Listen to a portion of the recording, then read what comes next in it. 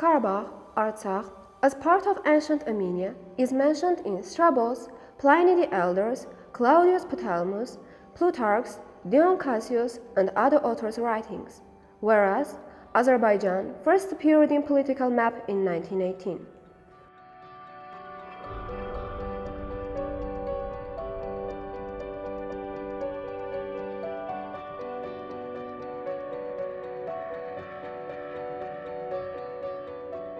From 1918 to 1920, Nagorno Karabakh was self-governing territory, but in 1921, Caucasus Bureau of Russian Bolsheviks Party made a decision by which it was forcefully included into Soviet Azerbaijan. In 1991, Azerbaijan adopted a constitutional act on state independence of the Republic of Azerbaijan and considered the Soviet Union's acts invalid, including the 1921 decision on transfer of Karabakh to Azerbaijan.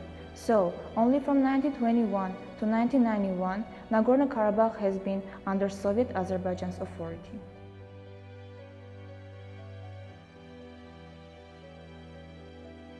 During 1921 to 1991, in Nagorno-Karabakh and other areas, especially Sumgait and Baku, Armenians were attacked and killed by Azeris on the streets and in their apartments. Azerbaijan's policy of oppression and discrimination resulted in exodus of Armenians and decrease of their percentage. And if in 1923 Armenians were 94% of Nagorno-Karabakh's population, as a result of that policy, in 1989 they were almost 77%.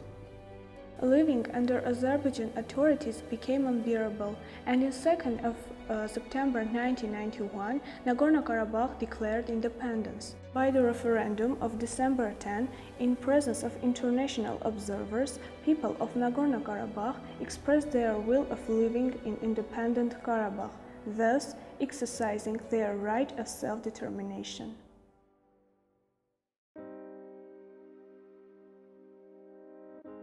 The first article of the UN chapter, dealing with the principles and purposes of the UN, states that the purpose of the United Nations is to develop friendly relations among nations based on respect for the principle of equal rights and self-determination of peoples, and to take other appropriate measures to strengthen universal peace.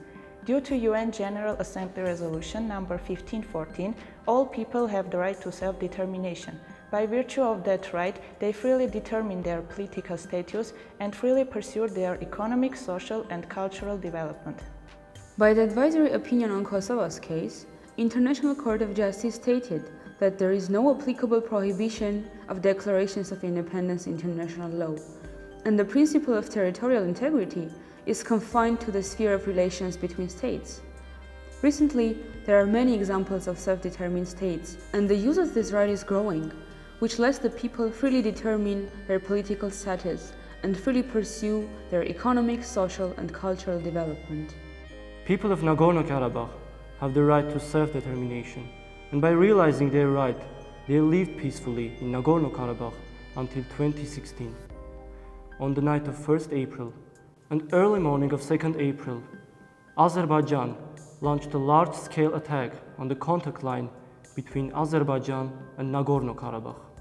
On April 2nd, a 12-year-old Armenian boy was killed after these attacks, and 2 other children were wounded. Furthermore, in village Talish, Azerbaijani armed forces shot 2 elderly people dead in their home and cut off their ears.